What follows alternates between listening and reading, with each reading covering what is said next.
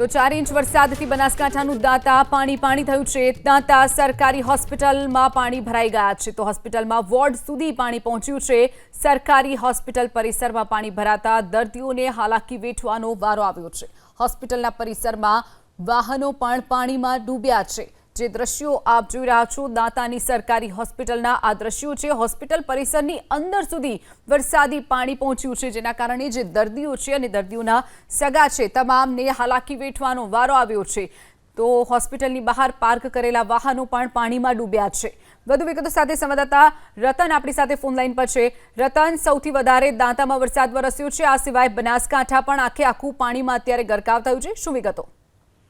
ચોક્કસથી વાત કરું તો જે દાંતાની જે મોડી રાત્રે ધોધમાર વરસાદ શરૂઆત થતી તેને લઈને અંબાજી, દાંતા, પાલનપુર સહિતના અનેક નીચાણા વિસ્તારમાં પાણી ભરાયા છે। અને આજે ખાસ કરીને વાત કરી કે દાંતાની અંદર જે રેફરલ હોસ્પિટલ છે એની અંદર ઘૂંટણ સમાન પાણી દર વખતે ચોમાસું આવે એટલે પાણી ભરાય છે। ઘૂંટણ સમાનની અંદર પાણી ભરાતી સ્થાનિક લોકો આવીને ત્યાં જે દર્દીઓને જે અંદર લઈ જઈને બહાર કાઢવામાં આવ્યા હતા અને અંદર પાણી ભરાયાના દ્રશ્યો સામે આવ્યા હતા। દર વખતે જે દાંતાની સિવિલ જે હોસ્પિટલ છે એની અંદર પાણી ભરાતા હોય છે એ નીચાળી જગ્યાની અંદર હોવાથી દર વખતે દર્દીઓને જે પાણીમાં ગરકામાં થઈને પસાર થવું પડે। અનેક લોકોને ત્યાં આ જે અંબાજી જે ટ્રાઇબલ એરિયાની આ જે હોસ્પિટલ છે એમાં ચોમાસાની અંદર એ લોકો દર વખતે વરસાદ આવે એટલે ઘૂંટણ સમાનની પાણી અંદર નીકળીને આ લોકો પરેશાન થાય છે। અનેક વાર રજૂઆત કરવા છતાં હજુ સુધી આ પાણીનો નિકાલ થતો નથી। તેને લઈને અત્યારે તો તેના દર્દીઓ તેના સ્થાનિક લોકો ત્રાહિમામ પોકારી રહ્યા છે।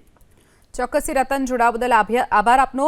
આપણી સાથે સ્વરૂપભાઈ રાણા જેઓ દાંતાના આગેવાન છે આપણી સાથે જોડાઈ ગયા છે।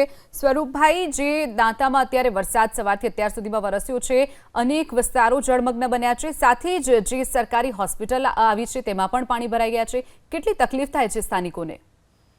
સ્થાનિક દર્દીઓને બેન એવું છે કે દર વર્ષે આ પરિસ્થિતિ ઊભી થઈ જાય છે। મેં સરકારશ્રીએ આ વખતે અમારે નવી સિવિલનું બાંધકામની મંજૂરી પણ આપી દીધેલ છે। જી, હવે નવી સિવિલ માટે હવે તાત્કાલિક સરકાર જો આ કામ કરે તો 12 મહિનામાં પૂરું થઈ ગયા તો આ અમારો પ્રશ્ન જે વર્ષોનો પ્રશ્ન જે છે જે સિવિલમાં પાણી ભરાઈ જાય છે એ જૂનો પ્રશ્ન વર્ષોનો છે અને સરકારમાં માંગણીઓ અમે કરેલી અને સરકારે અમારી ધ્યાન ઉપર માંગણી દીધેલ છે। આ વર્ષે અમારું નવી સિવિલ બની જાય એવી અમારી ગ્રામજનોની માંગણી છે। જી, ચોક્કસથી। સ્વરૂપભાઈ, અન્ય વિસ્તારોમાં કયા વિસ્તારમાં પાણી ભરાયા છે, કેટલી તકલીફ સ્થાનિકોને પડી રહી છે દાંતામાં? દાંતામાં શું છે કે દાંતા જે નદી છે ને ત્યાં આગળ બાવળ લાજ થઈ ગયું છે। અત્યારે જો બાવળ નીકળી જાય તો દાંતાની અંદર પાણીનો કોઈ પ્રશ્ન ન રહે। ને આજુબાજુના જે વિસ્તારો છે દાંતા તાલુકાના ત્યાં આગળ આદિવાસી બેલ્ટ છે, ત્યાં આગળ જે લોકોને આવવા જવા માટે સ્કૂલોને છોકરાઓને આવવા જવાની જે તકલીફો છે ને ત્યાં નાળા નથી, પાણી ત્યાંથી છોકરાઓ માટે આવવા માટે બહુ તકલીફ પડે છે। એટલે સરકાર જો આ ધ્યાન લઈ ને ક્યાંક નાળા બનાવે, ક્યાંક રપટ બનાવે તો છોકરાઓ અને વિદ્યાર્થીઓને આવવા જવાની તકલીફો દૂર થઈ શકે છે। જી, ચોક્કસથી સ્વરૂપભાઈ, જોડાવા બદલ આભાર આપનો। તો દાંતામાં જે ધોધમાર વરસાદ વરસ્યો છે જેના કારણે સરકારી હોસ્પિટલ પરિસરની અંદર પર પાણી ઘૂસી ગયા છે। દર વર્ષે આ જ પ્રકારની સ્થિતિ સર્જાતી હોવાનું પણ સ્થાનિકોનું કહેવું છે। દાંતા ગામની સિવિલ ત્યાં બની જાય તો આ પાણીમાંથી બધા નીકળી જાય આમાંથી, કેમ કે આ દર વર્ષે અમારે પાણીમાં આવવું પડે છે। સિવિલના જે દર્દીઓ છે એમને ટ્રેક્ટરમાં બેસાડી બહાર નીકળવા પડે છે એટલે સિવિલ પાણીથી ભરાઈ જાય છે। એટલે સરકારશ્રીને અને સરકારની આ જે બધું સામગ્રી છે એ પણ વર્ષો વર્ષ પલળી અને બગડતી જાય છે। એટલે સરકારની અમારી એક માગણી છે કે તાત્કાલિક ધોરણે આ વરસાદ જેવો ચોમાસું પૂરું થાય સિવિલ પૂરું થાય 12 મહિનાની અંદર એવી અમારી માગણી છે। 10-15 વર્ષથી આ હાલત છે અને આ વખતે આપણે સરકારશ્રીને પણ રજૂઆત કરેલી છે અને અમને આપણને સિવિલ નવી બનાવવા માટે મંજૂરી પણ આપેલી છે।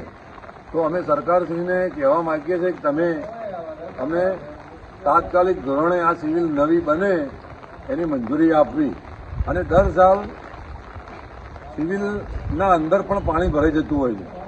અંદર એટલે જે એમની માલ છે, મશીનરી છે, પલંગ છે, પછી દવાખાનાની અંદર તમામ વસ્તુઓ પલળી જતી હોય છે।